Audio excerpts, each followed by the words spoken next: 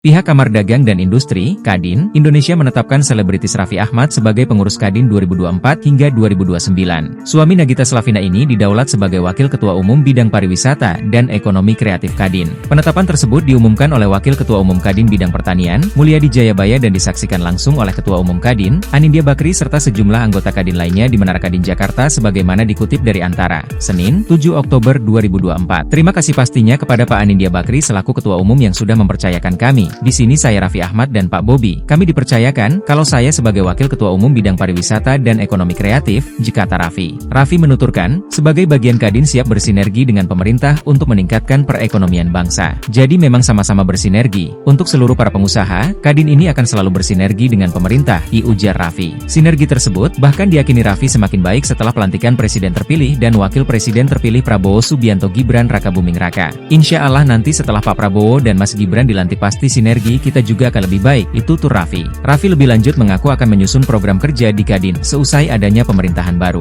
Ia juga berharap Kadin di bawah kepemimpinan Anindya Bakri dapat terus menjembatani kepentingan pemerintah dengan para pengusaha untuk mencapai tujuan terbaik bagi masyarakat Indonesia. Mudah-mudahan Mas Anin juga bisa terus menjembatani apa yang diinginkan. Yang terbaik pastinya tujuan pemerintah untuk seluruh atau semua masyarakat Indonesia, tentunya juga untuk para pebisnis Indonesia semuanya bisa bersinergi dengan baik, ujar Raffi. Dalam keterangannya, Raffi mengaku akan segera menggelar pertemuan internal guna membahas strategi dalam mengembangkan sektor pariwisata dan ekonomi kreatif di Indonesia. Ini baru aja mulai, jadi pasti kita akan ada meeting internal, kata Raffi.